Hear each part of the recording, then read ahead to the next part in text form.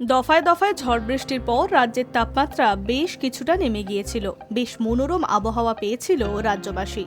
তবে এবার ফের চোখ রাঙাবে গরম, তেমনটাই পূর্বাভাস আলিপুর আবহাওয়া দপ্তরের। শুক্রবার থেকে চড়তে শুরু করবে তাপমাত্রা। পুরুলিয়া এবং পশ্চিম বর্ধমানে অতিরিক্ত গরম পরিস্থিতি। সপ্তাহান্তে পশ্চিমের জেলাগুলিতে তাপমাত্রা 40 ডিগ্রি ছুঁই হতে পারে। আলিপুর আবহাওয়া অফিস সূত্রে জানা গিয়েছে, আগামী 3 দিন 2 থেকে 4 ডিগ্রি সেলসিয়াসের তাপমাত্রা বাড়তে পারে। সপ্তাহান্তে কলকাতার তাপমাত্রা ছুঁতে পারে 37 ডিগ্রির ঘরে। পশ্চিমের জেলাগুলিতে পারদ পৌঁছবে 40 ডিগ্রি সেলসিয়াস, এমনটাই পূর্বাভাস আলিপুর আবহাওয়া অফিসের। এদিকে বৃহস্পতিবার কলকাতার সর্বোচ্চ ও সর্বনিম্ন 2 তাপমাত্রা সামান্য ওপরে উঠল।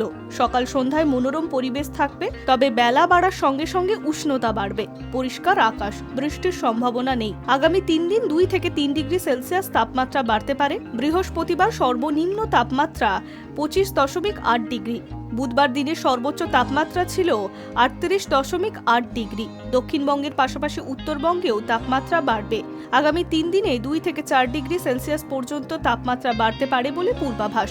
বৃহস্পতিবার উত্তরবঙ্গের বেশিরভাগ জেলায় শুষ্ক আবহাওয়া, পার্বত্য এলাকায় হালকা বৃষ্টির সম্ভাবনা রয়েছে। শুক্রবার ও শনিবার দার্জিলিং, কালিম্পং এবং জলপাইগুড়ি এই 3 জেলাতে মেঘলা আকাশ, বজ্রবিদ্যুৎ সহ মাঝারি বৃষ্টি হতে পারে। Hi news network.